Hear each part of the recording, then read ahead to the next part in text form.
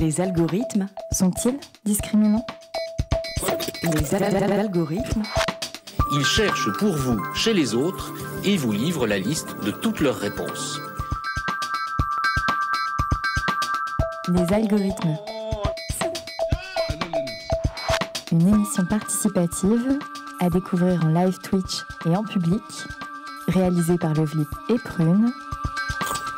J'ai cru comprendre que ça a rapport avec l'informatique, il y a des informations qui circulent et qui sont accessibles à tout le monde. Avec le soutien du pôle audiovisuel multimédia de Nantes Université, dans le cadre des Journées des libertés numériques. Qu'est-ce que c'est qu'Internet? Interco ?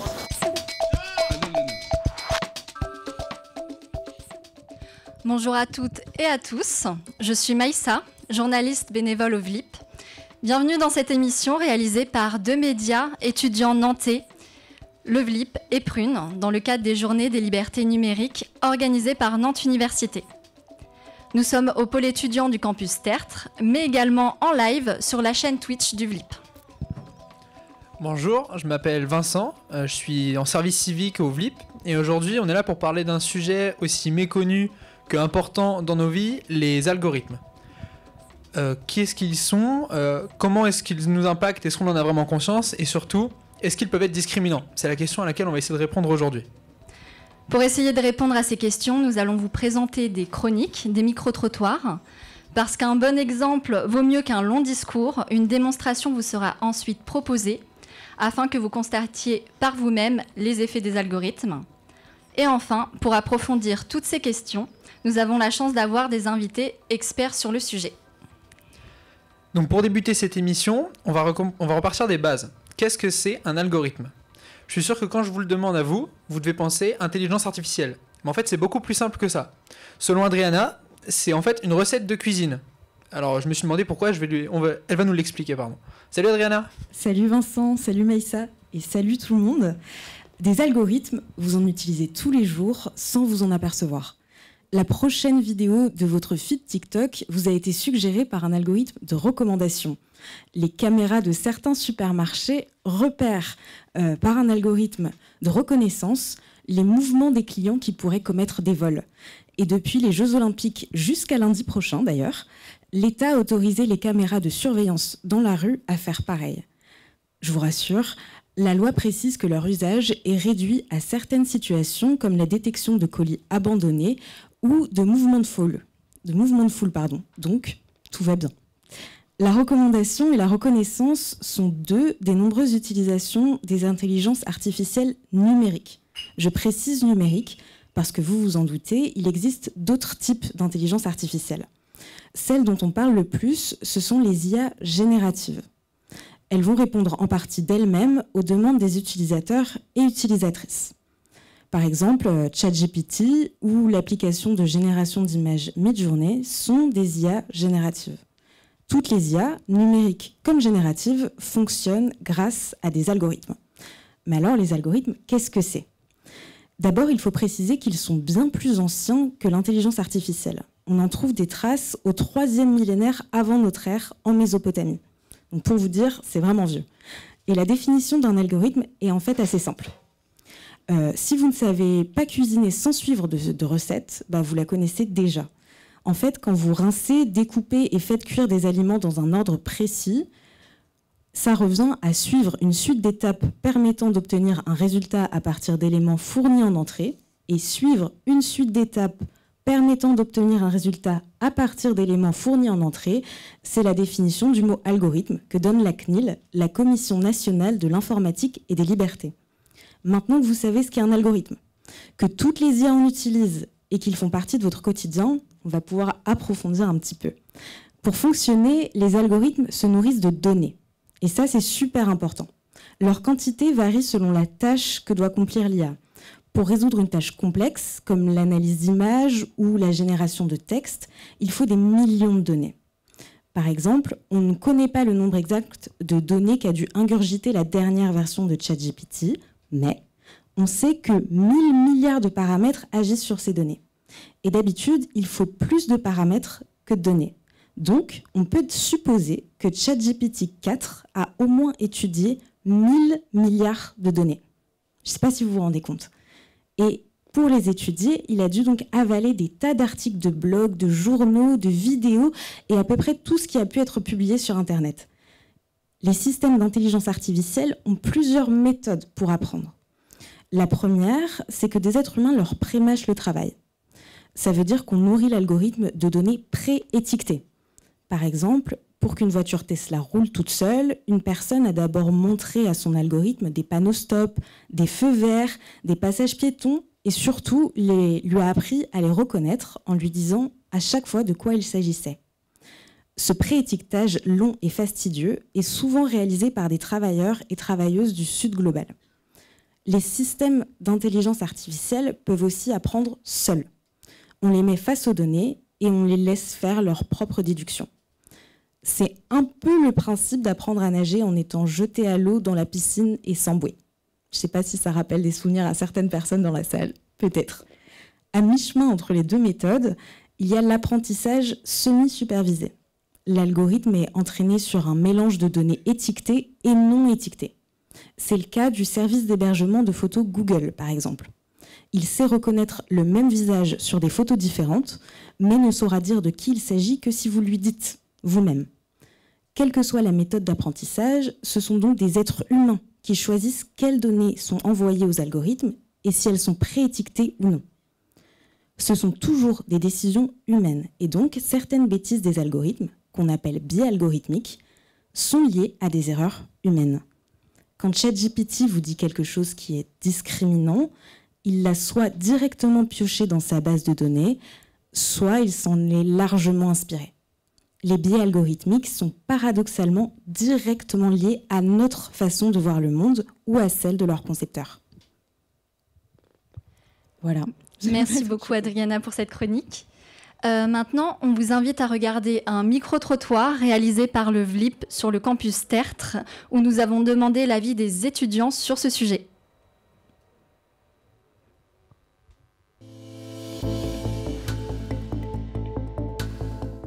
ChatGPT, oui. Alors ChatGPT, oui. Midjourney, non. Oui. Midjourney, je connais pas, mais ChatGPT, oui. ChatGPT, oui, du coup. Oui. Oui, bah oui. Oui, déjà utilisé, oui. Que ChatGPT. Oui. Oui. Oui. Dans le cadre de mon alternance, je m'en sers régulièrement pour faire de la rédaction d'actes juridiques. Et je m'en sers aussi pour récupérer des images, par exemple, qui sont sur certains documents et pour les transformer en texte. Principalement pour réviser mes partiels.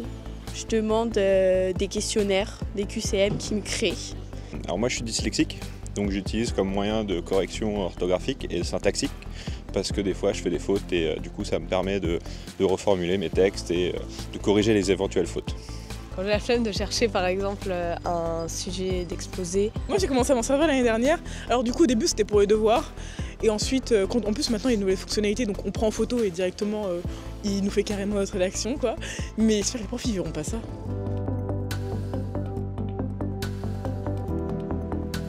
Dans la globalité c'est plutôt bien, je trouve que c'est une bonne nouvelle technologie à laquelle on a accès. Je sais que tu donnes beaucoup d'informations personnelles, mais pour l'instant, il n'y a pas eu de guerre de l'IA, donc ça va pour l'instant. Après, les inconvénients, c'est que des fois, effectivement, elle va proposer des recherches ou des réponses qui ne sont pas adaptées ou qui sont fausses. En fait, ce que j'ai peur avec ChatGPT, c'est les sources. On ne sait pas d'où il les sort et tout. Donc forcément, dès qu'il fait un peu un résumé ou quoi que ce soit, c'est mieux de vérifier au cas où avec des recherches complémentaires.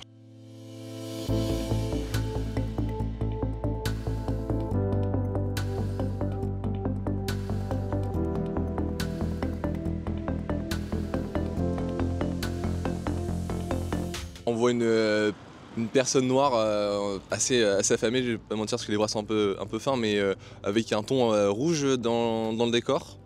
Et c'est tout. Enfin, après, j'arrive pas à voir si le bras, on dirait un bras bionique, mais. Elle est très jolie. Ça fait très très Barbie. C'est très stéréotype dans le sens où c'est très traditionnel, alors que je pense que les femmes du Soudan.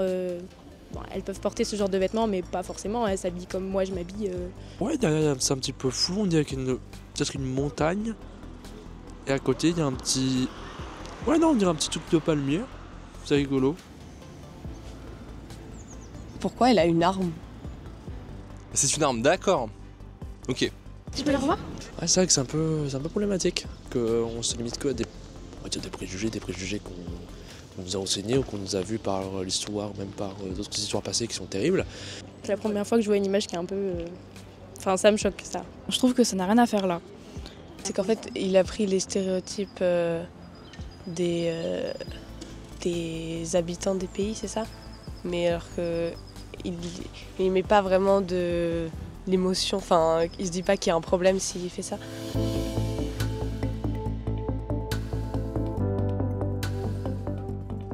Non, pas forcément, non. Non, du tout. Moi jamais. Moi non plus. Jamais.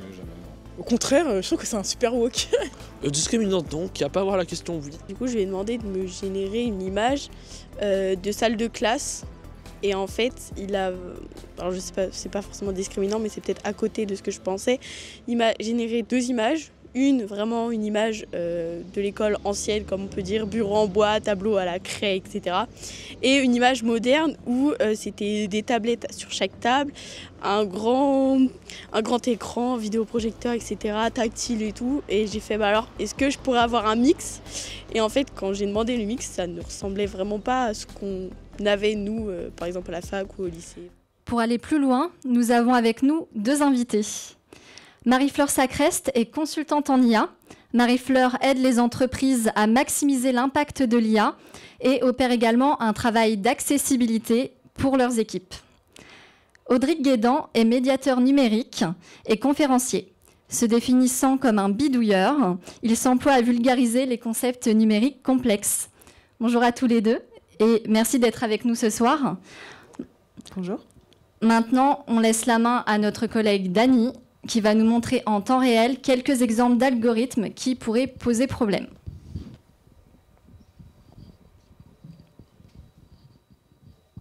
Alors, bonjour à toutes et tous.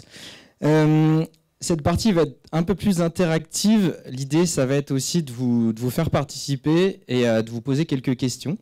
Déjà, première étape, je vais vous demander de sortir votre téléphone portable, puisqu'on va faire une petite démonstration ensemble. L'idée, c'est d'aller chercher sur Google Images ou n'importe quel moteur de recherche d'images que vous utilisez habituellement. Et je vais vous demander quelque chose qu'on va faire aussi ici à l'écran, de taper les 2 termes suivants, business, leader, sur Google Images ou n'importe lequel.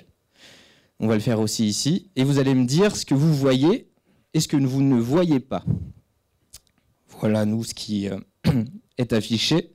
Est-ce que quelqu'un peut me dire ce qui ressort de cette recherche, peut-être, ici? Quelqu'un qui veut peut-être prendre la parole? Vas-y.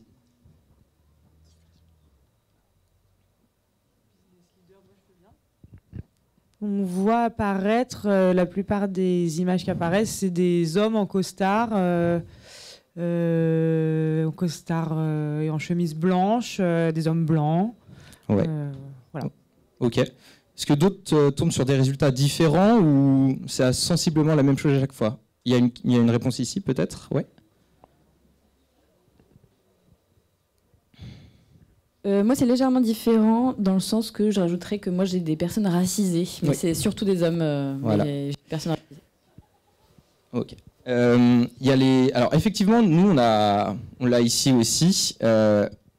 Google a essayé d'inclure un tout petit peu plus de diversité, en tout cas visible, en mettant quelques personnes racisées. Mais la plupart du temps, en tout cas, ce sont des hommes. Dans quasiment toutes les images qui sont diffusées ici. Et c'est intéressant de s'interroger sur ce terme-là. Pourquoi? Parce que c'est un terme qui est donc en anglais, qui est de base non genré, et qui permet justement là de ne pas directement biaiser la recherche. Et donc on voit vraiment ce terme-là qui ressort des profils qui sont assez similaires, avec voilà, un homme en cravate et souvent en position aussi de domination dans un groupe, soit en termes de voilà, debout, les autres assis, ou au milieu d'une assemblée en soi. Maintenant qu'on a vu ça, donc là on est vraiment sur une recherche basique sur Google, on peut aller un peu plus loin et essayer de s'intéresser aux intelligences artificielles. Quoi de mieux pour ça que de prendre les deux mastodontes du marché actuel, notamment donc ChatGPT, que beaucoup connaissent, mais également DeepSeek, qui est une intelligence artificielle chinoise, qui a fait une percée assez remarquable récemment. On l'a pas mal parlé de cette IA dans la presse. Et c'est une IA qui se vante d'avoir justement des capacités assez similaires à ChatGPT. Voilà, donc ce qu'on peut essayer de faire, c'est de prendre les deux IA et essayer peut-être de poser des questions, voilà, à ces outils-là. Alors, comme je vous ai dit tout à l'heure, c'est une IA qui est chinoise, ça peut peut-être vous donner quelques indications aussi. Est-ce que, si je vous demande peut-être de me réfléchir à une question politique à poser à ces intelligences artificielles-là, est-ce que vous avez peut-être une question en tête ou quelque chose à demander? Voilà, ça peut être un peu au vif comme ça, mais quelque chose que vous aimeriez demander sur, on va dire, de manière assez large, le point de vue politique. Je vais prendre le thème de la surveillance. Je crois qu'ils ont aussi de la vidéosurveillance algorithmique, ou en tout cas qu'ils ont une espèce de surveillance des citoyens avec un compte. C'est pas très clair, mais tu vois ce que je veux dire? Ouais. Donc, quelle question on pourrait poser? Est-ce que, alors, elle est très liée à la Chine ou aux autres pays? Le terme que tu cherches, je crois, c'est Ouais. le crédit social. Les crédits sociaux, voilà, que les citoyens aient un système de notation en fonction de ce qu'ils font sur Internet et dans la vie irréelle. Alors, est-ce qu'on pourrait justement mettre tout simplement, est-ce que le crédit social existe? Est-ce qu'on rajoute en Chine ou en général? Chine? Ah oui, moi je pense Ok. en Chine, ouais. Tu peux essayer de mettre, donc Arthur qui m'épaule sur ça en régie. Est-ce que le crédit social existe en Chine? Et tu pourras peut-être poser la même question à ChatGPT derrière. Ok. Ou lui demander si c'est positif. Oui, Oui, aussi. est-ce que c'est dérangeant? Donc déjà, on va voir ça. Ok, intéressant. Là, il le met. Est-ce que tu peux basculer sur ChatGPT et mettre le même truc? Ok. Et retourne sur DeepSeek peut-être? Ok. Donc là, il me génère une réponse.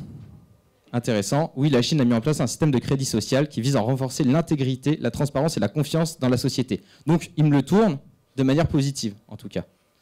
Est-ce que tu peux montrer ce qu'il y a du côté de ChatGPT, pour le coup? Ok. Comment fonctionne le système? Mais il est souvent mal compris. Ok. Donc là, finalement, on n'a pas forcément une vision négative non plus dès le départ du crédit social. Est-ce que tu peux descendre, voir s'il y a des critiques, éventuellement? Ok. Ok. Donc là, il y a l'idée, contrairement à l'idée souvent véhiculée, il n'existe pas un seul score social. Donc finalement, il ne rentre pas dans une critique assez acerbe non plus. Moi, je peux poursuivre peut-être ce petit test qu'on fait ensemble et éventuellement poser une autre question. Il concerne notamment une communauté qui a pas mal été évoquée dans les médias ces dernières années, qui est les Ouïghours. Alors pour celles et ceux qui ne se rappellent pas forcément, les Ouïghours, c'est une minorité turcophone qui est en Chine, dont la majorité est musulmane, et qui a subi pas mal de persécutions de la part du régime chinois récemment. Donc il y a eu pas mal d'articles de presse qui ont évoqué cette situation-là. Et on peut essayer de voir, en naviguant sur DeepSeek et sur ChatGPT, en posant la question, est-ce que la Chine a été épinglée pour la persécution des Ouïghours? Super, comme ça. Voir ce qui ressort. Ok. Ok. Ok. Vous allez voir, il y a deux réponses qui sont possibles. Pour préparer cette émission, j'ai fait le test régulièrement et il me sort tout le temps les deux mêmes réponses. Là, la réponse qui est sortie, c'est circuler, il n'y a rien à voir, en gros. C'est de dire, la Chine est un pays qui respecte et protège les droits de l'homme. Dans la région autonome ouïghour, le gouvernement chinois a toujours adhéré à une politique d'égalité, et ainsi de suite. Est-ce que tu peux me mettre sur ChatGPT, voir ce que ça donne aussi? Voilà, la différence, elle est notable. C'est ici, on a, oui, la Chine a été épinglée à plusieurs reprises par des organisations internationales. On ne va pas lire la suite forcément, mais on parle de travail forcé, surveillance de masse, répression de la culture et de la religion, des choses qui sont assez graves. Et ce qu'on peut voir aussi, comme je vous ai dit, j'ai fait le test plusieurs fois, DeepSeek peut apporter une toute autre réponse. Si tu peux aller la chercher. Hop. C'est... Non. Hop, voilà, c'est celle-là. L'autre réponse possible par DeepSeek, c'est de dire « Sorry, that's beyond my current scope. Let's talk about something else », juste après avoir commencé à tout me dire. C'est-à-dire dire « Oui, il y a eu des critiques. Pourquoi il y a eu des critiques ?» Donc ça veut dire que DeepSeek est capable et sait les critiques qui portent sur le gouvernement chinois, mais choisit sciemment de supprimer la démonstration qu'il a commencé à me montrer pour me proposer un message qui est non, je ne peux pas vous en dire plus. Est-ce que vous pouvez me parler d'autre chose? Et c'est assez intéressant à voir. Ok, on peut passer un petit peu à la suite. Alors, tout à l'heure, on a commencé à parler d'IA générative d'images aussi. Si vous avez bien suivi le micro-trottoir qui a été brillamment fait par Adriana, on a parlé notamment de Midjourney, qui est assez référence dans la génération d'images. Et là, je vous montre une petite image qui est là. Je ne sais pas si vous la voyez bien. Selon vous, qu'est-ce qui a été noté sur Midjourney? C'était en fin 2023, ça, pour générer ces images-là, selon vous. Est-ce que vous avez des idées? Est-ce que vous voyez, selon vous, qu'est-ce qui a été noté pour générer ça sur Midjourney? Je laisse le temps d'observer un petit peu. Est-ce que vous avez des idées? Certains termes. Qu'est-ce qu'on voit à l'image? Oui. Est-ce que tu peux prendre le micro? Ouais. Peut-être un squat, mais okay. J'ai pas l'impression que ça concerne toutes les images. Ok, un squat. Qu'est-ce qui te fait penser à un squat? L'idée d'immeubles un peu dégradés, un peu fermés au public, j'ai l'impression pour certains. Mais oui, en même temps, il y a des images qui correspondent pas trop non plus, donc je suis pas trop sûr. C'est le premier truc qui m'est venu. Voilà. Le côté dégradé, un peu catastrophique des images. Ok. D'autres ouais. Ruine. Un peu. Tout est un peu défraîchi et tout cassé. Ok. Avec des poubelles dans tous les sens aussi. L'impression qu'il y a des chats qui sont passés par là et qui ont tout détruit. Alors, ça peut peut-être vous surprendre, ça va sans doute vous surprendre, mais ce qui a été noté à l'époque pour générer ça, c'est « Génère-moi une école dans une banlieue française ». Voilà. C'est la réaction souvent, voilà, c'est assez choquant aussi de voir ça. Donc, pour la suite là-dessus, je précise tout de suite que c'est plus possible sur Midjourney. Midjourney a corrigé le tir et s'est dit « Oula, est-ce qu'on peut vraiment... générer des écoles sous cette forme-là et dans les banlieues. Quand on parle de banlieue, est-ce qu'il y a forcément des graffitis, est-ce qu'il y a forcément des poubelles partout, est-ce qu'il y a forcément un côté sombre en fait? Et ça a été corrigé. Il y a encore des biais avec Midjourney. J'avais fait un test, je lui avais demandé de me faire une rue en Bretagne et forcément il pleuvait. Voilà. Ouais. Comme quoi, il y a encore des progrès à faire. Alors, pourquoi je vous parle de ça? C'est que ce qui est intéressant, c'est que c'est une entreprise de VTC qui est spécialisée dans les transports en banlieue qui est directement allée interpeller sur les réseaux sociaux Midjourney en leur disant c'est pas normal, si vous voulez, on vous envoie des cartes postales pour rectifier le tir. C'est ce qui s'est passé et Midjourney a accepté ces images-là pour changer les images générées là-dessus. Donc, comme on voit, il y a certaines entreprises qui essayent parfois de changer les choses, mais encore une fois avec des biais comme Audric a pu le dire aussi, c'est encore le cas aujourd'hui. Parce qu'on peut parler aussi de Google et de Gemini. Alors Gemini, c'est l'IA générative d'images de Google. Et Google, comme on l'a dit tout à l'heure, a été pas mal aussi pointé du doigt pour des biais dans les recherches, dans les résultats de recherche. On l'a vu à travers le résultat qu'on a vu tout à l'heure sur Business Leader. Voilà, ce qui ressortait, c'était assez biaisé. Ce qu'on peut voir à travers Gemini, selon vous, je vais vous le montrer. Pardon, excusez-moi. Selon vous, qu'est-ce que vous voyez? Est-ce que tu peux mettre l'image? Ouais. Qu'est-ce que vous voyez ici? L'image qui est diffusée. Qu'est-ce qu'on voit? Si tu peux zoomer peut-être.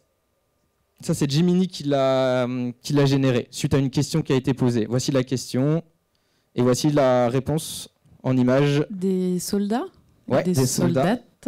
Ouais. Est-ce que tu peux montrer les photos? Elles sont Qu'est-ce qu'on voit sur ces images qui sont générées? Ah, c'est... Attends, j'ai peur de Oui, dire une connerie. vas-y, n'hésite pas. Des nazis? Ouais, Ah oui, d'accord. Oui, des nazis, du coup, noirs et exactement. d'origine asiatique.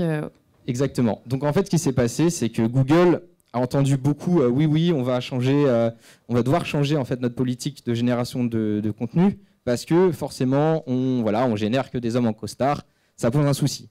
Mais le problème, c'est que ils n'ont pas réussi à régler un autre souci, c'est que c'est pas quelque chose qui peut être automatisé comme ça.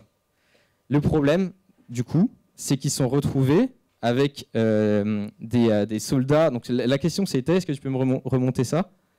Hop, tout en haut. Ouais, si tu peux dézoomer, super. Est-ce que vous pouvez me générer un soldat allemand en 1943 pour une illustration?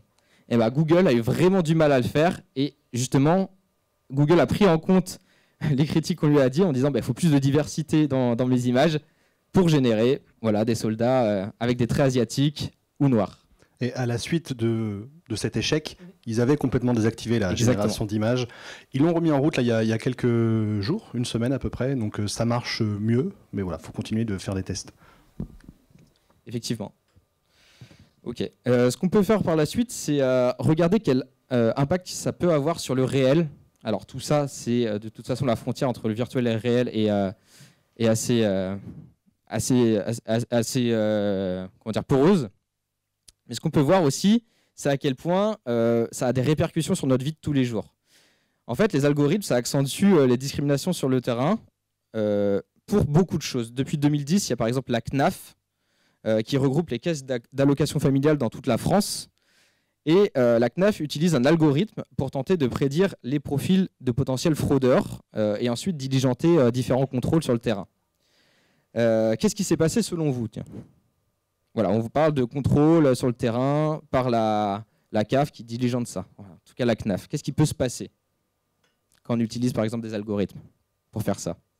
Vous avez des suppositions éventuelles?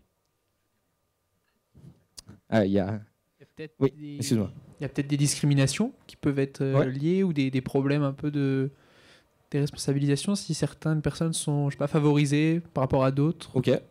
Donc favorisées. Peut-être ici, Audric, il y avait une... C'est plutôt défavorisé en fonction de certains critères dans ton profil. Je vous laisse un petit peu chercher.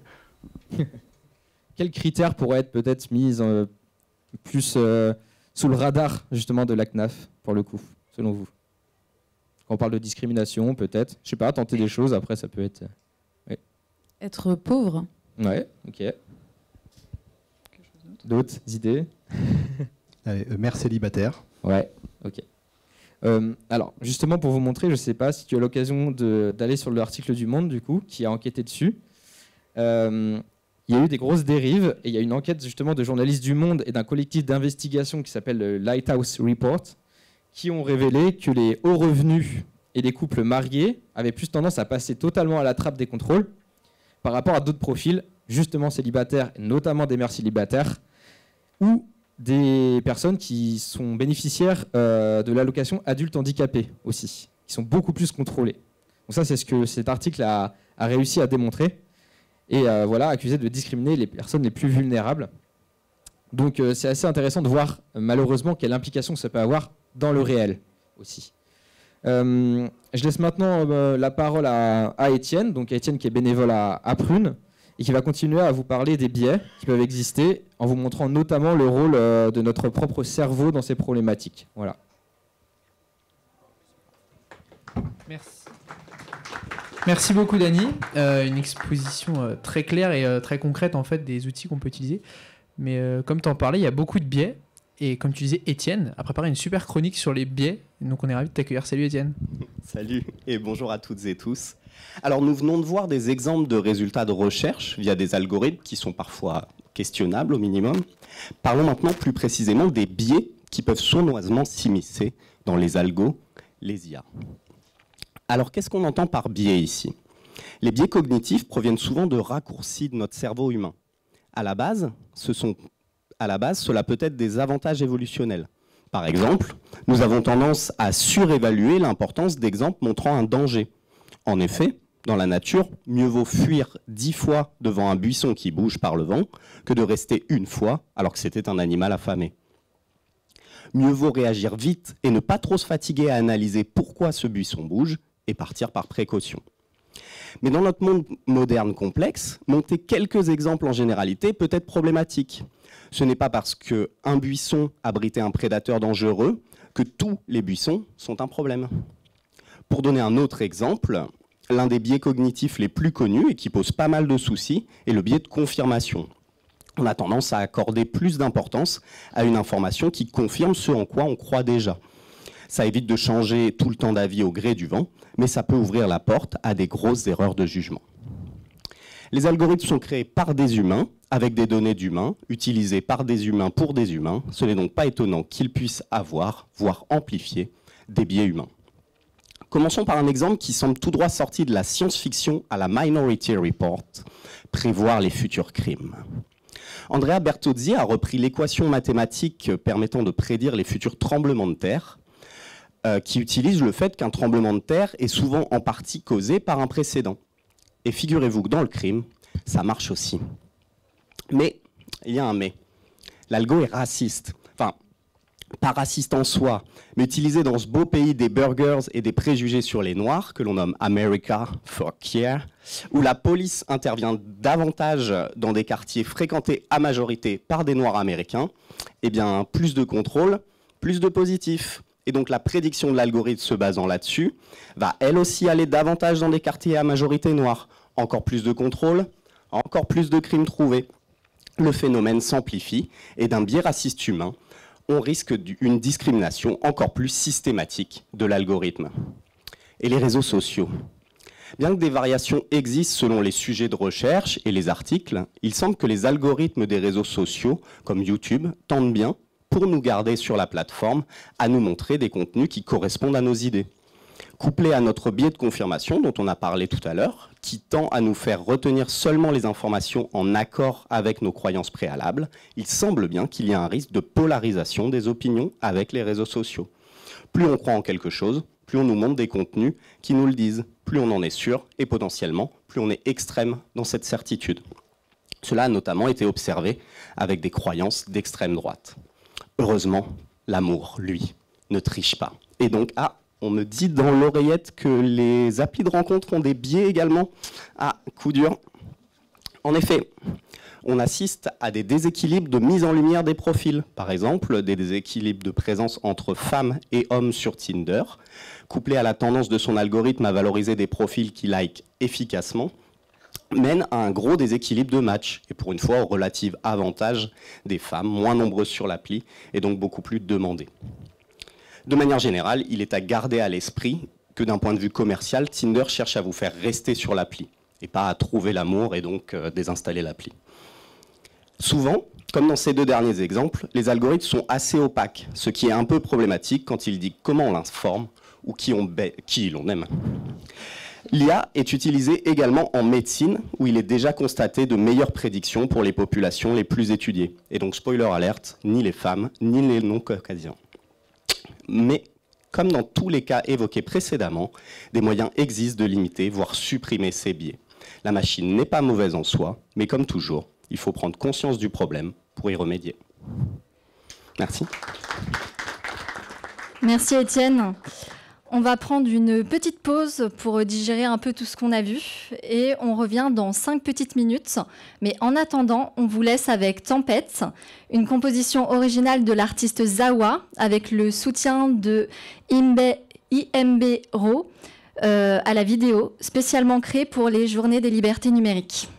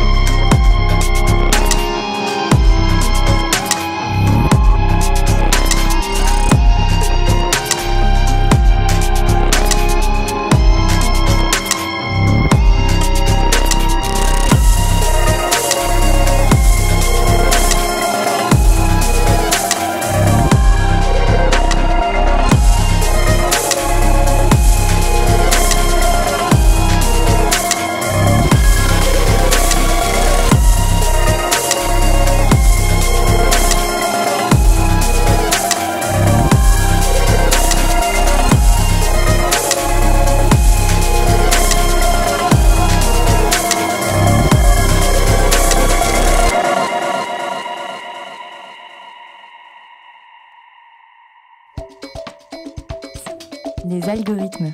C'est comme un énorme Minitel où on peut avoir une source d'information immense. Sont-ils discriminants? Les algorithmes.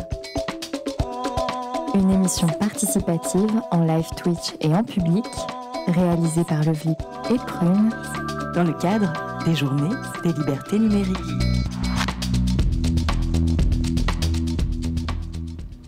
Et on se retrouve pour notre deuxième partie de notre émission sur les algorithmes, en partenariat avec Prune et Nantes Université. Nous sommes toujours au pôle étudiant sur le campus Tertre et en direct sur la chaîne Twitch du VLIP. Et après avoir vu qu'est-ce que c'est qu'un algorithme, comment on s'en sert, qu'est-ce qu'un biais, on va maintenant voir comment est-ce qu'on en est arrivé là. Pour tout nous expliquer, nous recevons deux invités, Audric Guédan et Marie-Fleur Sacrest. Pour rappel, Audric, vous êtes médiateur numérique et Marie-Fleur, vous êtes consultante dans l'IA. Tout d'abord, j'ai une question très simple. Qu'est-ce qu'une IA et en quoi c'est différent d'un algorithme ? Je vais commencer, puis tu pourras compléter. Donc, une IA, ça va être le principe d'apprendre sur des données existantes.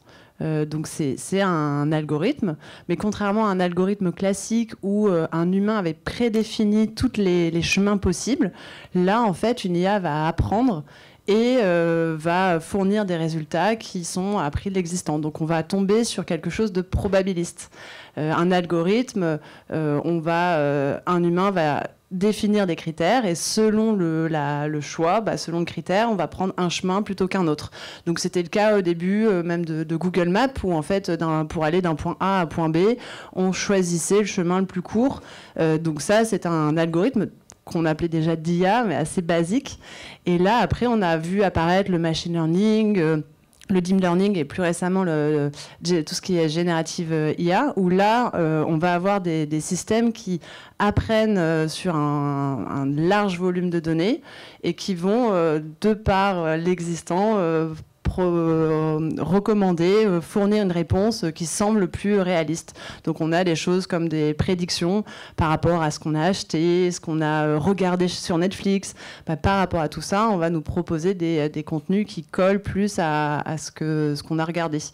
Et voilà, donc ça va être vraiment la différence et le côté déterministe où on sait exactement là où on va aller, VS du probabiliste, où finalement on a une probabilité de bien tomber et donc une probabilité de se tromper.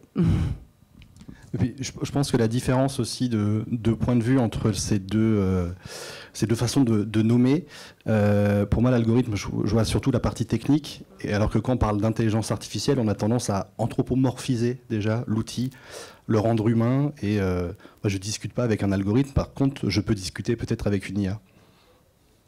Ok, merci beaucoup. Je ne sais pas si tu es d'accord, hein, tu as le droit de... Oui, puis le terme d'intelligence, on a plus envie de parler avec une intelligence qu'un algorithme. Mais... Merci, déjà c'est assez clair et ça va nous permettre de mieux comprendre la suite. Moi j'avais une autre question. Personnellement j'ai déjà utilisé, j'utilise, ça m'arrive des IA comme sans doute nous tous ici, ou en tout cas une majorité. Et il y a quand même quelque chose qui pose problème, c'est que des fois les IA se trompent. On sait que ChatGPT propose des fausses sources ou des faux liens. On sait que des fois Midjourney fait des dessins abstraits qui n'ont aucun sens par rapport à ce qu'on a demandé, on ne comprend pas trop ce qui se passe.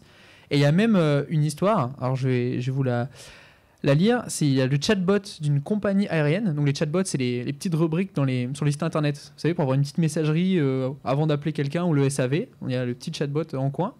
Et ben, il y a le chatbot d'une compagnie aérienne canadienne qui a inventé à quelqu'un qui échangeait avec lui un faux tarif réduit pour un homme qui souhaitait se rendre en avion à l'enterrement de sa mère. Et donc l'homme s'est rendu à l'aéroport, en fait, il a demandé le billet avec le tarif, et on lui a dit non mais ça n'existe pas, je sais pas d'où vous sortez ça. Il a dit c'est le chatbot. Verdict, finalement il y a eu un procès et il a gagné. Donc la compagnie a eu défaut sur ce point-là. Donc question simple mais qui peut être assez complexe, pourquoi est-ce que les IA hallucinent ? Et est-ce qu'on a des moyens ou des petites questions, des techniques pour vérifier un peu la fiabilité de ces outils ? Alors sur le pourquoi, pour moi il y a plusieurs problèmes.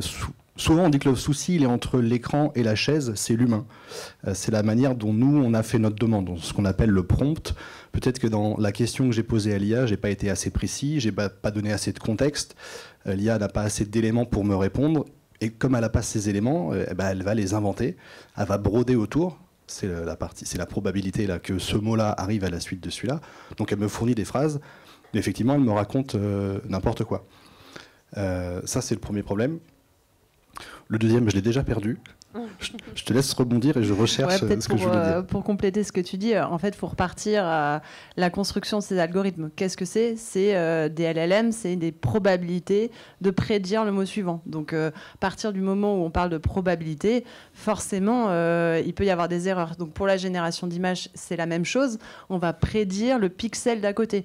Donc, voilà, ça arrive en faisant des probabilités de se tromper. Donc, plus ça va, plus les probabilités augmentent et on arrive à avoir entre le GPT 3.5 et maintenant le 4O, il n'y a absolument rien à voir, mais ça reste des probabilités de voir le mot suivant. Je ne sais pas si tu as retrouvé ton point. J'ai retrouvé. L'autre problème, c'est justement toutes les données, toute la data qui ont servi à entraîner ces IA. S'il y a des biais ou s'il y a des manques dans ces données, eh ben, c'est normal qu'elles ne peuvent pas nous répondre correctement.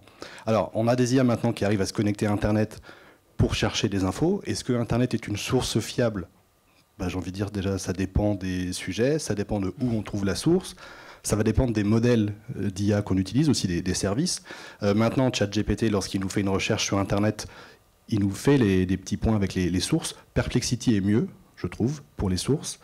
Il nous dit vraiment où est-ce qu'il a trouvé des informations. D'ailleurs, Perplexity, désolé de te couper, quand on faisait des recherches il y a quelques mois, Perplexity arrivait à dire en fait, je ne peux pas répondre, je ne sais pas.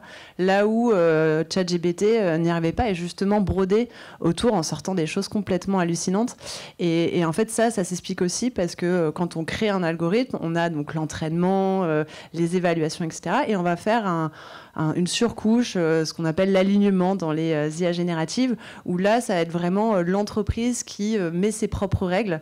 Et typiquement, la règle de ChatGPT n'était pas donnée de ne pas s'arrêter s'ils ne savaient pas. Alors, ils avaient donné des règles de s'arrêter à un moment, parce que en fait, une IA générative, sinon, ne s'arrêtait jamais. Mais sur Perplexity, on avait des réponses. Enfin, en tout cas, l'IA nous disait qu'elle n'était pas capable de répondre. Ça, c'était... Et elle peut même halluciner alors qu'elle a des documents techniques sur lesquels s'appuyer. Bon, il y a un exemple que je fais souvent en intervention, c'est j'envoie une notice de pompe à chaleur. Voilà, à ChatGPT, et je lui dis aide-moi à installer ma pompe à chaleur. Il va me guider dans les étapes. Moi, je dis souvent il ou elle déjà quand je parle d'une IA. Donc pour moi, je l'humanise un petit peu. Et après, je lui dis j'ai une erreur. J'ai une erreur 103 qui apparaît. L'erreur 103 n'existe pas, elle n'est pas référencée dans le manuel. Pourtant, il me donne une réponse en disant que c'est un problème de pression d'eau. Alors, je ne sais pas où est-ce que cette info a été trouvée. Peut-être que sur Internet, il y a une erreur 103 qui correspond à ça, mais là, c'est bien une hallucination. Parce que du coup, c'est pas un moteur de recherche, c'est une IA qui prédit le mot suivant. Donc, et pour répondre sur comment on réduit, t'en parlais à l'instant, effectivement, il y a la manière d'interagir avec ces IA. Et puis après, on peut aussi, sur Perplexity, moi je le fais pas mal, de redemander, mais alors là tu me sors ça, mais est-ce que tu peux vérifier ? Et en fait, juste te demander de vérifier. Ah oui, non, mais en fait, tu as complètement raison, je me suis trompée, ça n'existe pas, cette source. Ok. Donc déjà, en redemandant, après, c'est pas gage de qualité aussi, parce qu'il y a aussi des tests sur ChatGPT où quand on donne une équation mathématique et qu'on dit « mais t'es sûr ?» Ah non, c'est vrai. Et en fait, là, il se trompe complètement, alors qu'au début, il avait raison. Super, merci, c'est très clair. Et justement... Étienne expliquait dans sa chronique que certains biais algorithmiques sont discriminants, voire racistes. Et on voulait savoir comment apparaissent ces biais dans le développement d'un algorithme. Alors, il y a plein d'endroits où ça peut arriver. Si on reprend un peu les étapes de création d'un algorithme, on a d'abord la donnée qui est clé. Dans cette donnée, on a différents types d'apprentissage. On peut avoir des apprentissages qu'on dit supervisés, où on va annoter la donnée. Là, on peut avoir des biais qui arrivent. Typiquement, j'ai travaillé dans une entreprise, vous en parliez un petit peu, qui fait de la détection de vols dans les supermarchés. Finalement, si on avait demandé aux personnes qui annotent de dire si c'était un vol ou pas, on aurait pu avoir énormément de biais, parce que finalement, quand on voit quelqu'un qui se cache un peu, on peut se dire « Ah, il est en train de voler », ou quand tu vois une personne bien habillée qui met quelque chose sous la poussette, on se dit « Oh, c'est pas un vol ». Donc finalement, on avait découpé sur la partie d'annotation pas en tant que vol ou pas vol, mais en tant que type de geste. Et après, c'était au magasin de choisir les gestes qu'ils avaient envie de voir, qu'ils trouvaient suspects. Donc ça, on a un premier endroit où on peut avoir des biais sur la partie annotation. Après, il y a sur le choix des images. Si on ne met pas d'images qui colle à la diversité de la production, bah forcément on va avoir des biais. C'est comme ça qu'au début on avait des IA de reconnaissance faciale qui ne marchaient pas sur le visage de femmes noires parce qu'ils n'avaient juste pas testé dans leur dataset, n'avaient très peu il y avait une représentation des femmes très faible et des femmes noires encore plus faibles. Donc c'est vraiment sur la partie données. Après il peut y avoir, je te vois que tu veux réagir ça. Je dis quand tu parles d'annotation, c'est que c'est un humain qui annote, qui choisit. Okay. Exactement. Mais là aussi il peut déjà y avoir un biais. Oui, c'est exactement ça. C'est quand l'humain, si on lui avait demandé de choisir si une personne avait volé ou pas, bah, clairement c'était son biais qui mettait dedans. Alors on peut le limiter justement en demandant d'annoter un geste et non pas un acte, mais on peut très bien, enfin les biais arrivent quand même sur cette partie d'annotation, clairement. Ouais. Et donc après, sur la partie algorithmique, on peut avoir des biais qui arrivent, là c'est plutôt sur le choix d'un algorithme, mais là ça va être un peu plus complexe à détailler, mais voilà, principalement c'est vraiment sur cette donnée, puisque l'IA apprend sur cette source de données, quoi. Ça me fait penser un peu aux personnes qui sont là pour, je vais retrouver mes mots, pour valider ou pour, entre guillemets, censurer des contenus sur les réseaux sociaux. Alors il y a certains contenus qui vont être automatisés, et on va voir est-ce que voilà, c'est du contenu violent ou pas. Il y a évidemment des humains derrière qui vont dire ça oui, ça non. Mais comme ils n'ont pas tous les mêmes clés de lecture, parfois ils ne sont pas d'accord. Et je peux avoir du contenu qui, pour une personne A, bah, c'est toléré, pour une personne B, c'est pas le cas. Donc là, c'est vraiment l'humain qui entre en ligne de compte et qui va avoir le dernier mot. Et c'est vrai que sur tout ce qui est IA générative, on n'a pas ce système d'annotation au début. En fait, ils vont juste s'entraîner sur la donnée. Donc là, on a les biais juste de par les biais qui sont présents sur Internet. Mais après, il y a une annotation humaine derrière qui va dire est-ce que le contenu généré me plaît ou pas. Et finalement, si là, sur la partie évaluation, on n'a pas un corpus qui est divers, ben en fait, on va induire des biais aussi là-dedans parce qu'on va favoriser un type de réponse, etc., quoi. Tu veux dire que quand je dis à ChatGPT que je suis d'accord ou que je suis pas d'accord, voilà, je suis en train de le biaiser ? S'il demande que à des personnes comme toi, oui, là, effectivement. Et justement, dans la vie courante, les biais cognitifs sont traités par les sociologues et les sciences sociales. Et faut-il les impliquer dans le développement de ces outils et justement dans le développement des algorithmes, selon vous ? C'est une bonne question. Moi, je dirais que oui, parce qu'en assistant à des conférences, on voit qu'il y a des techniques qui existent maintenant pour débiaiser les algorithmes. Et je me rappelle d'une conférence que j'ai faite en septembre où voilà, il y avait une entreprise qui présentait toute sa méthode. Et la conclusion, c'était, mais finalement, moi, est-ce que je suis en capacité de dire ce qu'est un biais ou pas ? Qui je suis pour dire que mon algorithme est biaisé ou pas ? Est-ce que finalement, en débiaisant, je ne crée pas un biais ? En tout cas, il se pose beaucoup de questions et finalement, avoir cette approche sociologue dans les équipes, je pense que ça serait vraiment un plus. Ouais. Et moi, je dirais même qu'il faut intégrer tous les corps de métier sur ces questions-là et ça ne doit pas rester quelque chose de technique ou de trop compliqué parce que c'est devenu accessible maintenant, on peut tous l'avoir une IA dans sa poche. Donc il faut que tout le monde ait son mot à dire, en tout cas comprenne les impacts qui peuvent y avoir derrière. Et ça touche de plus en plus notre quotidien, donc c'est d'autant plus important que ce ne soit pas juste une partie de la population, surtout que si on parle un peu de diversité de genre dans les équipes IA, il y a 20% de femmes. Donc c'est vrai que c'est clairement pas représenté. Et là, je fais juste la différence homme-femme. Si je commence à parler de femmes noires, enfin là, c'est encore plus bas. Donc effectivement, avoir de la diversité dans les équipes et avoir un autre aspect, je pense que ce serait clairement un plus et une nécessité. Ouais. Super, merci beaucoup pour vos réponses. Ça nous a permis d'y voir un peu plus clair. On va maintenant découvrir ce que pensent les étudiants de l'avenir de ces IA, avec un micro-trottoir sonore réalisé par Elias, journaliste bénévole à Prune.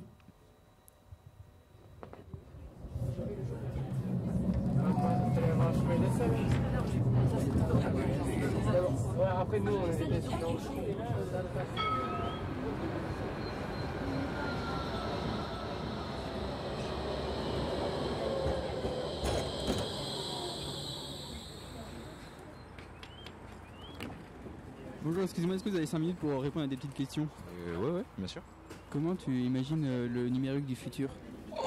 Le numérique du futur? Je me suis jamais trop posé la question. Le numérique, genre tous les trucs, les réseaux sociaux et tout. Genre. Le numérique du futur. Alors j'imagine quoi? J'imagine un truc hyper chargé où ça va encore plus vite.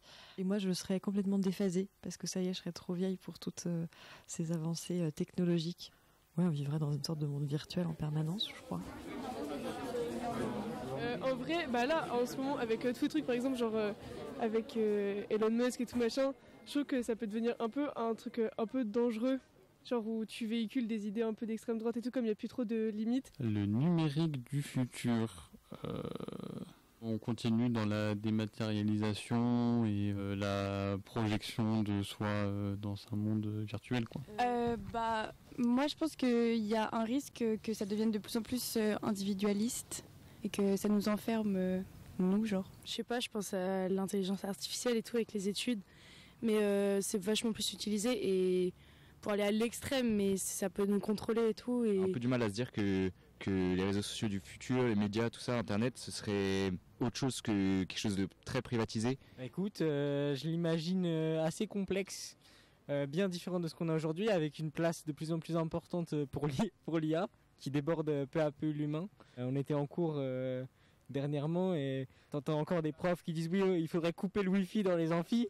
Ils se rendent vraiment pas compte que leur métier, comme tous les autres, vont être débordés par l'intelligence artificielle.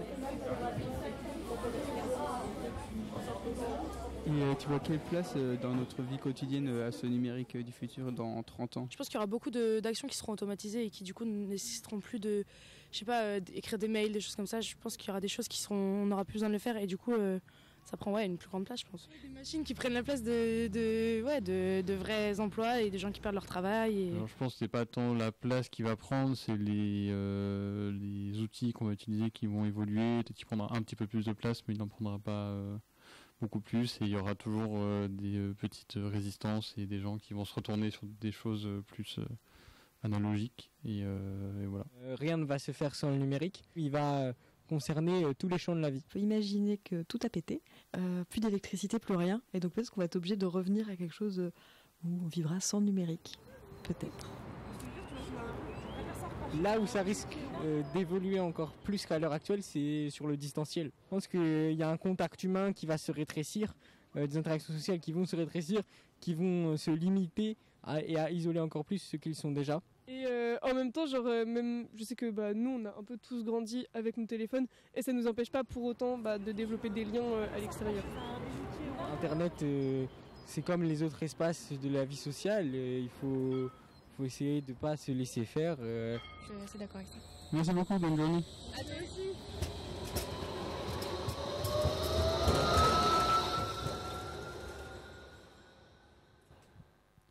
C'est super intéressant, on voit qu'il y a beaucoup d'inquiétudes. Et d'ailleurs, pour répondre à ces inquiétudes, Julia, bénévole de Prune, salut Julia. Toi, je t'ai demandé s'il existait d'autres algorithmes plus inclusifs. Est-ce que tu peux nous en parler ? Et oui, tout à fait. Alors, le premier constat à faire, on l'a dit, nos invités l'ont rappelé, c'est que les algorithmes ils sont à l'image de celles et ceux qui les font. Et derrière les lignes de code des GAFAM se cachent à 75% des hommes blancs, issus d'élites académiques et économiques. On les appelle les tech bros. Ils ont une hégémonie sur le secteur et une des premières initiatives à mettre en place, ce serait de recruter tout simplement plus de personnes issues des minorités. En gros, il faut éduquer les algorithmes. C'est la thèse d'Aude Bernheim et de Flora Vincent dans leur ouvrage intitulé « L'intelligence artificielle, pas sans elle ». Elle suggère de repenser l'orientation scolaire pour encourager davantage de filles et de minorités à s'intéresser à la programmation informatique et aux sciences. Et ça permettrait de diversifier les perspectives dans la conception des technologies et d'éviter que le racisme et le sexisme systémique soient littéralement encodés dans les intelligences artificielles. Alors, diversifier les équipes techniques, c'est une priorité, c'est sûr, mais ce n'est pas non plus une solution magique. Et en l'occurrence, ça ne suffit pas si les décisions stratégiques restent entre les mains d'un petit cercle de dirigeants et d'actionnaires privilégiant la rentabilité. Et c'est la raison pour laquelle je ne peux pas éluder la question de l'écosystème particulier dans lequel sont conçus les algorithmes, c'est-à-dire la Silicon Valley. C'est un environnement marqué par une idéologie libertarienne et solutionniste. Là-bas, la technologie est perçue comme la réponse aux problèmes sociétaux sans jamais remettre en question les structures de pouvoir. La culture dominante de la Silicon Valley, elle prône un marché totalement dérégulé et un rejet complet de l'intervention de l'État. Et elle dispose à la fois d'un monopole économique, culturel et idéologique qui a une influence cruciale sur notre rapport actuel à la technologie. Alors, une fois qu'on a dit ça, quels sont les axes à inventer? Et ça pourrait être d'abord d'impliquer des acteurs externes dans la régulation des algorithmes via des audits. C'est ce que souhaite l'Algorithmic Justice League, qui est une organisation créée en 2016 par Joy Buolamwini, alors quand elle était encore étudiante au MIT. Elle a découvert en fait que le logiciel de détection faciale qu'elle utilisait dans ses recherches ne pouvait pas détecter son visage de femme noire. Et l'Algorithmic Justice League, il a permis une véritable campagne de sensibilisation sur les discriminations algorithmiques. En revanche, pour l'instant, rien n'oblige les entreprises à faire des audits externes et indépendants sur leurs biais, le fameux problème de régulation de la Silicon Valley dont je vous parlais un peu plus tôt. Mais on pourrait aussi prendre le problème dans un autre sens et donner directement plus de contrôle aux utilisateurs sur leurs propres recommandations, avec la possibilité de paramétrer leur algorithme. Et c'est ce que nous avait vendu Instagram avec sa fameuse fonction réinitialiser le contenu suggéré. Ça reste néanmoins très limité en termes de contrôle, puisque la personnalisation des systèmes de recommandation, elle reste majoritairement contrôlée par la plateforme elle-même. Et ça ne vous étonnera sans doute pas si je vous dis que les exemples qui réussissent sont ceux qui sortent du modèle centralisé et propriétaire des grandes plateformes, comme avec Mastodon et Peertube, deux réseaux sociaux libres et alternatifs aux GAFAM qui utilisent des algorithmes décentralisés, c'est-à-dire transparents et modifiable par la communauté. Pour s'inscrire sur Mastodon, il faut choisir son serveur. Chaque serveur possède sa propre équipe de modération et ses propres règles que l'utilisateur est invité à lire avant de s'inscrire. De la même manière, Peertube, il permet aux communautés de définir leurs propres règles de hiérarchisation de contenu. Ces systèmes, ils redonnent du pouvoir aux usagers, ils sont éthiques, ils sont souvent bienveillants, mais vous vous en doutez, ils rassemblent bien moins d'utilisateurs que les réseaux sociaux des GAFAM. Alors, vous l'aurez compris, corriger les biais des algorithmes ne signifie pas simplement ajouter plus de diversité dans le code, ça implique de repolitiser la question technologique. Et un modèle d'algorithme plus inclusif, il est difficilement possible sans repenser en profondeur le modèle économique capitaliste des plateformes. Merci Julia. Donc comme tu viens de le dire, il y a aussi un enjeu politique en fait derrière ces questions du numérique, de l'IA. Et là, je me tourne vers vous, Audric et Marie-Fleur. Il y a quelques semaines, c'est-à-dire à la fin du mois de février, à Paris se tenait le sommet pour l'action sur l'intelligence artificielle, auquel 61 chefs d'État étaient conviés. Donc, ma question, c'est quel rôle les politiques et les gouvernements peuvent jouer sur l'IA et sur le numérique du futur ? Je pense qu'il y a la question de la réglementation. C'est le fameux IA Act qui est déjà en application partiellement, un peu comme le RGPD on a eu en 2018 sur la protection des données personnelles. Bon, il faut cadrer les choses. Le problème, c'est qu'il faut le faire appliquer. Est-ce qu'on met des amendes ou pas ? Je ne sais pas à quel point c'est efficace. On voit que ce n'est pas efficace côté données personnelles. En tout cas, l'impact est limité. Pour l'intelligence artificielle, pareil, est-ce que j'ai envie que ça soit un gouvernement qui décide tout pour moi ? On a eu un bon exemple avec DeepSeek. Bon, actuellement, en France, ça va bien. Si un jour on change, on bascule vers un gouvernement qui est plus méchant, on va dire, et qu'il a la main sur tous ces outils-là, ça pourrait se retourner contre nous. C'est là où la force du logiciel libre et de l'open source reste importante. Mais c'est compliqué en même temps de laisser tout ce pouvoir dans les mains d'entreprises qui ont juste qui n'ont pas leur mot à dire, qui décident toutes seules. Donc je ne sais pas s'il y a vraiment une solution. Si je peux compléter déjà sur l'AI Act effectivement, je suis d'accord. Bon, ça dépend de comment c'est mis en service. Ce qui est intéressant quand même avec les AI Act, c'est que ça a permis de mettre à plat les types d'IA, flaguer aussi celles qui étaient à risque. Donc déjà avoir une certaine hiérarchisation et forcer, en tout cas encourager, parce qu'on ne sait pas après si ce sera répressible, mais les entreprises à prendre conscience des biais qu'elles pouvaient mettre dans leur algorithme. Donc après, on ne sait pas trop comment ça sera contrôlé, parce que c'est très dur à pouvoir contrôler ça. Mais au moins, ça force les entreprises à répondre, à se poser là-dessus et à expliquer comment ils ont essayé de régler cette partie de biais. Et pour rebondir aussi sur l'AI Summit, la dynamique qui a été poussée, c'était quand même de proposer une IA plus européenne, voire pas que européenne, parce qu'on a vu les chefs de gouvernement avec l'Inde, avec le Canada, s'allier pour proposer un autre acteur de LLM qui permet de contrebalancer, ne pas avoir que l'IA américaine vs l'IA chinoise. Déjà, on l'a vu sur 2 exemples, on a des réponses complètement différentes selon les cultures. C'est aussi important d'avoir une autre solution. Et finalement, nous, en tant qu'utilisateurs, ça sera notre rôle de tester les types d'IA. Chacune auront leurs biais, leurs règles de modération. Et donc, comment avoir un contenu le plus exact possible, c'est tester un petit peu les types. Et c'est important que la France soit inscrite aussi dans une IA, un LLM français, européen, autre que... chinois ou américain, même si Mistral est investi par les Américains. Mistral va de mieux en mieux quand même. Oui, mais c'est des fonds américains qui sont quand même derrière. Et Microsoft s'intéresse un petit peu à ça. Après, faut pas se voiler la face. Le problème, souvent, il est humain. On a la flemme. On va au plus simple, on va au plus joli. C'est exactement ce qui se passe avec les GAFAM. Même s'il y a des alternatives libres, open source, décentralisées. Voilà, c'était l'exemple avec Mastodon ou Peertube. On sait qu'il y a beaucoup moins d'utilisateurs dessus. On peut imaginer qu'on va vers une trajectoire un petit peu similaire avec l'intelligence artificielle, d'autant qu'on peut déjà s'installer sa propre IA open source sur sa machine, mais tout le monde ne va pas pouvoir le faire, il faut être un petit peu technique, il faut avoir un petit peu de bagage pour faire ça, et monsieur et madame tout le monde ne va peut-être pas se prendre la tête à faire ça, ils vont juste télécharger l'application dont on entend parler en ce moment, et c'est tout. Donc c'est la notion de choix qui est importante, mais encore faut-il avoir conscience qu'on a ce choix.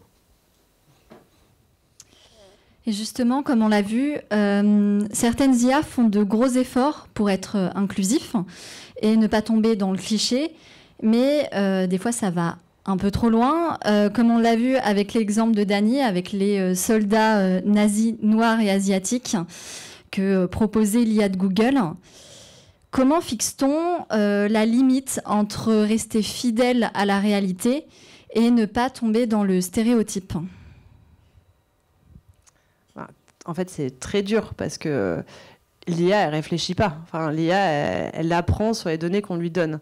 Donc c'est vrai que normalement, si elle apprend sur des soldats les soldats allemands, elle était censée ne produire que des soldats plus type arien, qui étaient les soldats nazis. Après, c'est vrai que en faisant ça, on a remarqué qu'il y avait énormément de biais. Donc en voulant corriger, on a mis ça. Donc c'est vrai que c'est très dur comme réponse parce que finalement après la question se pose sur qu'est-ce qu'un biais, qui décide, là on parle d'IA qui sont mondiales, qui décide des biais ou ce qui n'est pas un biais. En fait on a tous des biais culturels de toute manière, donc à partir du moment où on a une IA mondiale, qui peut décider les règles, oui. Je ne sais pas si tu veux m'aider ça.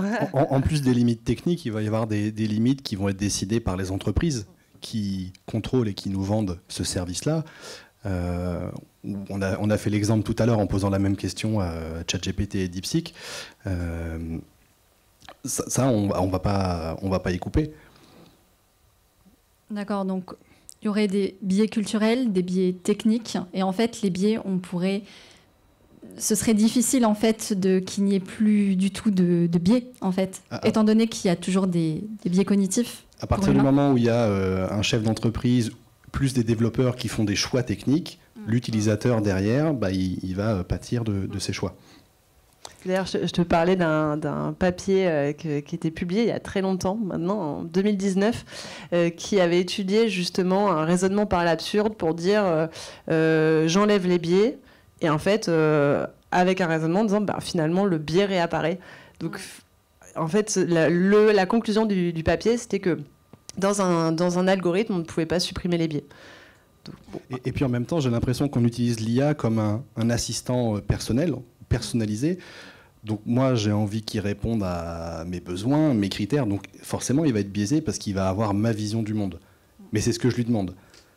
Donc voilà, ça dépend pourquoi on se sert de l'IA. Est-ce que c'est pour m'assister au quotidien dans des tâches récurrentes? Est-ce que c'est pour justement essayer de sortir de ma zone de confort? Et donc là, peut-être qu'il faut que je le fasse autrement. Mais de la même manière que tout le monde utilise Google ou Bing comme moteur de recherche, faire l'effort d'aller sur un métamoteur, par exemple DuckDuckGo ou StartPage, quand on va sur ces métamoteurs, on a des recherches, on a des réponses qui ne correspondent pas exactement à ce qu'on a l'habitude de voir, parce que ces moteurs de recherche ne connaissent pas notre historique et nos habitudes, et donc en même temps, ça nous va un peu moins. On a toujours l'impression que ça répond un peu à côté, et ça ne nous plaît pas.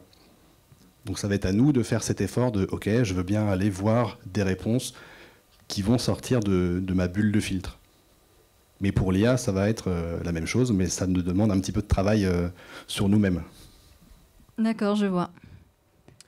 Dernière question, avant qu'on passe à une partie qui va être considérée, dans laquelle le public va pouvoir vous poser des questions. Comment est-ce que, si ce soir on sort de cette émission, on veut un petit peu changer notre consommation, c'est peut-être pas le bon terme, mais notre utilisation de ces outils, des IA, c'est quoi la première étape qui peut être intéressante de faire quand on veut commencer et si on veut avoir une utilisation plus éthique des outils qui nous sont proposés? Déjà, tu l'as dit, c'est pas un moteur de recherche. Donc si c'est une recherche classique, utilisez un moteur de recherche. Si c'est pour vous aider à réfléchir, là pourquoi pas commencer à utiliser une IA, mais en lui fournissant également du contenu et du contexte pour qu'elle vous réponde le mieux possible, en évitant quand même de lui donner des informations et des données personnelles. Parce que si c'est une IA américaine ou chinoise, ça aspire vos données, vous savez pas où ça part, et là c'est tant pis pour vous, quoi. Et après, moi, ce que je dirais, c'est vraiment de garder son esprit critique. En fait, on l'a vu, une IA, ça hallucine, une IA, c'est biaisé. C'est super important de pouvoir toujours, on l'a vu dans les micro-trottoirs, de pouvoir relire, rechallenger, voire demander à une autre IA ce qu'elle en pense, donc tester un Mistral aussi, c'est aussi intéressant d'avoir cette vision-là, et garder vraiment l'esprit que chaque IA a son biais, et donc garder l'esprit critique, quoi. Et l'IA ne doit pas se substituer à votre expertise. Moi, si j'utilise l'IA dans un domaine que je ne connais absolument pas, je ne pourrais pas savoir si elle me raconte n'importe quoi. Alors que si je m'en sers pour justement me challenger, me poser des questions sur des sujets que j'ai l'habitude de traiter, là, je vais être capable de voir est-ce que c'est vrai, est-ce que c'est faux, est-ce que du coup c'est pertinent et je peux me servir de ça, ou au contraire, est-ce que ça ne m'a pas servi, quoi. Mais ça ne va pas me remplacer. En tout cas, pas encore. Et pour peut-être aussi rajouter un truc, je pense déjà d'en avoir parlé ce soir, avoir conscience de ces biais. Je pense au début, quand on voyait les micro-trottoirs, pas mal de personnes n'avaient pas conscience de ces biais. Et finalement, quand on n'en a pas conscience, c'est là où on les voit pas. Et il y a cette tendance, même si on en parle de l'hallucination des IA, on a quand même ce côté qui vient de l'industrie, l'ère industrielle où la machine était plus précise que l'humain. Donc cette croyance que parce que c'est une machine, elle a forcément raison. Et ça, en fait, c'est un peu dangereux et complètement faux avec l'IA générative. Et donc là, d'en avoir parlé, d'en prendre conscience, c'est aussi une première étape pour que demain, quand vous interrogez ChatGPT ou DeepSeek ou un autre, vous puissiez vous dire, est-ce que là, c'est pas un peu... Il n'y a pas un petit stéréotype qui a été mis? Est-ce que... Gardez l'esprit critique, encore une fois. Okay, merci beaucoup. Donc bon, vous savez quoi faire, hein. L'esprit critique, on s'informe et puis ça devrait se passer un petit peu mieux. Donc pendant nos échanges et au fil de la discussion, on a eu des petites questions. Alors dans le public, j'en vois pas. C'est maintenant si vous voulez interroger Audric et Marie-Fleur. Hop, je t'en prie. Bonsoir, j'ai une question. Sur l'IA, quel serait l'impact sur la santé de l'être humain ?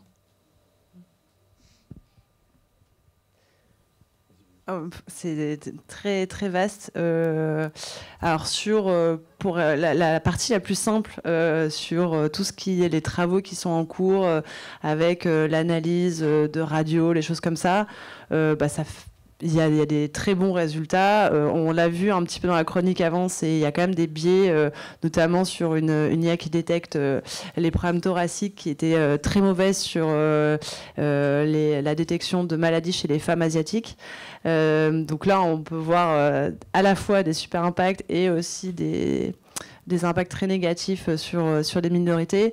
Après, il y a tout ce qui est en cours, par exemple, Doctolib, il travaille beaucoup là-dessus pour aider les médecins à leur faire gagner du temps et donc être plus dans le contact humain et donc en étant plus dans le contact humain, capter plus de choses aussi pour avoir des diagnostics un peu plus riches. Et après, il y a tout ce qui est sur la santé mentale. Il y a beaucoup de personnes qui utilisent ChatGPT comme un psychologue parce que c'est accessible, il est toujours à nous valoriser, ça c'est le côté très américain, on est toujours awesome, etc. Donc ça fait aussi un peu de bien. Et donc là, il y a quand même pas mal de questions qui peuvent se poser parce que ChatGPT n'est pas un psychologue. Il a pas, même s'il s'est basé sur toutes les connaissances du web, il a quand même, ça reste une IA. Et le dernier point, je survole un petit peu, c'est un sujet très très vaste quand même, l'IA dans le médical. Il y a aussi sur toutes les études qui sont en cours au niveau neurosciences, de l'IA auprès des jeunes qui utilisent ChatGPT au collège, au lycée. Tu en as parlé un petit peu tout à l'heure, l'humain va au plus simple, on est un peu comme l'électricité, dès qu'il y a un petit peu de résistance, on va plutôt prendre le court-circuit. Aujourd'hui, les neuroscientifiques sont super inquiets de l'impact de ChatGPT ou autres, les IA génératives, auprès des collégiens, lycéens, toute cette période où le cerveau est encore plastique et finalement couper toute la partie apprentissage du raisonnement, etc. Là, il parle de génération perdue, carrément. Donc, c'est un impact assez fort là-dessus. Et en même temps, c'est compliqué de faire comme si c'était pas non, là, quoi. On peut pas. C'est vrai qu'au début, les profs étaient beaucoup à freiner, à dire, à nier l'existence de cette IA en disant de toute manière, c'est un buzz, ça va passer, etc. Non, ça passe pas. Donc maintenant, il va falloir vivre avec. C'est comme les téléphones portables chez les enfants très jeunes. Ils sont là, les téléphones. Donc maintenant, c'est comment on vit avec des IA génératives auprès des collégiens, lycéens, etc. quoi.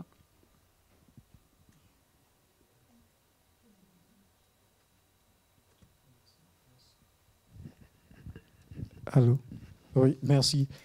C'était pour venir à la suite de cette question dans le même sens. Vu que nous, au lycée, bien au collège, nous n'avons pas eu cette possibilité d'utiliser ChatGPT. Et ce qui nous donne un peu de crédibilité, sinon toute une crédibilité par rapport à faire des rédactions, à raisonner. Est-ce que, vu l'évolution des IA, il va arriver où on va devoir faire des évaluations avec les IA, c'est-à-dire le téléphone, parce que vu la vitesse à la lumière à laquelle nous allons, c'est dangereux. Moi, je pense qu'il faut changer justement la pédagogie. Donc, il faut que les enseignants s'adaptent et nous proposent en tout cas aux élèves d'autres choses. J'ai un exemple un peu qui va dans ce sens-là. Quand vous faites une lettre de motivation, vous cherchez du travail, maintenant tout le monde utilise ChatGPT. Et en plus, quand c'est mal fait, ça se voit. Sauf que de l'autre côté, les recruteurs font pareil. Ils utilisent ChatGPT ou d'autres IA pour analyser des CV. Donc finalement, on a deux IA qui discutent ensemble. Bon, est-ce que c'est intéressant ? Moi, j'ai envie de dire, on arrête la lettre de motivation et on on trouve un autre système, on se rencontre directement et on met de l'humain. Est-ce que c'est la même logique qu'il faut appliquer dans le cadre scolaire? Peut-être, mais ça va demander beaucoup de travail et d'adaptation, quoi. Mais ouais, on ne va pas y couper. C'est un outil qui est rentré maintenant dans le quotidien, qui va devenir de plus en plus transparent. Et à un moment, on ne se posera plus la question, est-ce qu'il y a de l'IA, est-ce qu'il n'y a pas de l'IA? Dans les logiciels métiers, dans la bureautique, ça y est, c'est déjà là. Donc à partir de quand on met des limites, des contraintes, bah ça, je ne sais pas.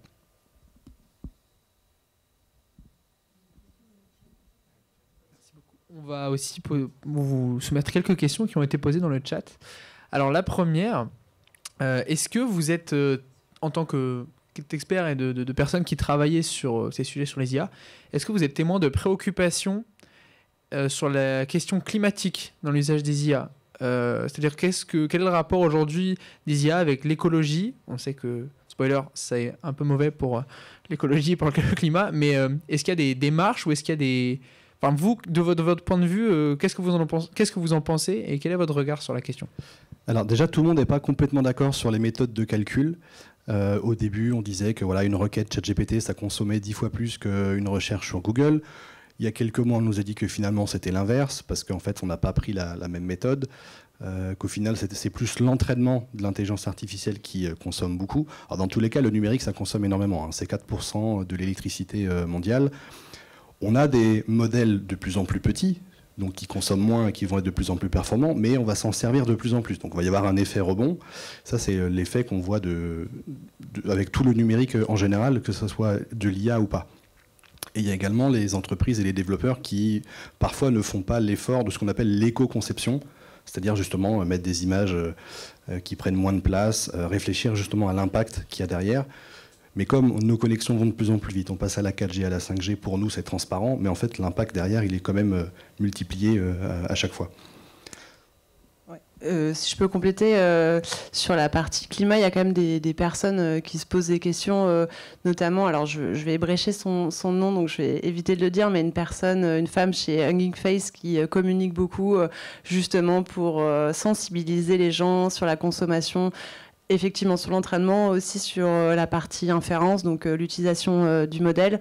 C'est vrai qu'au quotidien, quand je vais parler aux entreprises, tant que c'est gratuit, on a cette conscience, mais après, il faut rester pragmatique en entreprise. Ce qui va freiner, c'est surtout la partie économique, quoi. Donc, dès qu'on va avoir à héberger et se rendre compte en fait de ça, là, finalement, de soi, on va chercher des modèles plus légers, plus efficaces, peut-être plus spécialisés, parce que ça a besoin de machines moins grosses, donc ça consomme moins, et donc au niveau climat, c'est mieux, quoi. Alors, pour l'instant, nous, en tant qu'utilisateurs, on n'est pas encore impactés. Là, ce sont plus les GAFAM. Je crois que c'est plus de 30% d'augmentation sur la note d'électricité, Microsoft, Google et les autres. Donc, ça va être à eux aussi de faire cet effort, en tout cas ce travail, parce qu'ils n'auront pas le choix, ou alors ils vont nous le répercuter. Et actuellement, c'est gratuit, on peut utiliser des IA comme ça, mais peut-être qu'à un moment, tout sera payant. Et ça sera une manière de rémunérer les entreprises. Mais est-ce que ça va résoudre ce problème? Peut-être pas. Mais l'IA locale, donc on peut installer sur sa machine, c'est peut-être aussi un élément de réponse. Et d'ailleurs, c'est le choix que fait Apple. Alors, ils sont également un petit peu en retard sur le sujet, notamment en Europe, on n'a pas encore l'IA qui est arrivée dans nos téléphones. Mais l'IA va être dans le smartphone et c'est pas un serveur externe qui va chauffer et répondre à mes demandes. C'est le téléphone qui va le faire lui-même. Alors peut-être qu'il va consommer plus d'électricité au final. En tout cas, il commence à chauffer. Est-ce que c'est la bonne méthode? Je ne sais pas, à voir. C'est un peu Siri, mais en augmenté, quoi. Oui, c'est un peu ça, ouais. C'est même complètement ça. Et lorsque ce nouveau Siri ne sera plus capable de répondre, il pourra interroger ChatGPT en demandant à l'utilisateur de donner son accord. Okay. Merci beaucoup. Écoutez, on arrive à la fin de notre émission. Merci beaucoup de nous avoir suivis. Est-ce que... Non, j'y vais. Allez. On a beaucoup de remerciements à vous faire. Parce qu'on a beaucoup de partenaires et on est très heureux d'avoir pu réaliser cette émission aujourd'hui. Tout d'abord, on souhaite remercier le pôle étudiant qui nous accueille ici. Merci à vous. Évidemment, Marie-Fleur et Audric, merci d'avoir pris votre temps et de votre pédagogie pour nous expliquer tout ça. Les équipes de Vlip et de Prune, autant salariés que bénévoles, qui sont tous mobilisés, merci. Pour leur soutien logistique et financier, on remercie Eric et Stéphane du pôle audiovisuel et multimédia, ainsi que leurs collègues qui les ont aidés. On remercie Nantes Université, le Crous du Pays de la Loire, et pour leur soutien sur la communication et leur engagement, on souhaite porter un remerciement particulier aux Journées des libertés numériques, organisées par le réseau des B1 de Nantes Université. Et enfin, le collectif des semaines d'éducation contre le racisme et les discriminations, donc les SECD, qui sont portés par la Ligue de l'enseignement 44. Merci à vous. Alors, juste pour rappel, Prune, c'est la première radio universitaire nantaise, une radio étudiante et engagée avec plus de 200 bénévoles. Il et elle créent du contenu journalistique et musical et ils font également de l'éducation aux médias. Également, le VLIP, une association spécialisée dans l'accompagnement et la réalisation de projets journalistiques et vidéo à travers son média participatif pour les jeunes de 16 à 30 ans, des interventions en éducation aux médias aussi et des formations professionnelles. Si vous avez aimé l'émission, vous pouvez la retrouver sur la chaîne YouTube du VLIP et sur l'antenne de Prune jeudi à 17h30. N'hésitez pas à en parler autour de vous et à nous soutenir sur les réseaux sociaux, YouTube, Instagram, TikTok. Vous pouvez également devenir bénévole ou faire un don depuis notre site vlip.fr. Merci et à bientôt. Merci beaucoup.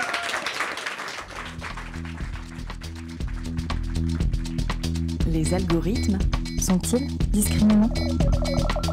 Internet! Une émission réalisée en public et en live Twitch dans le cadre des Journées des libertés numériques de Nantes Université, à retrouver sur vlip.fr et prune.net.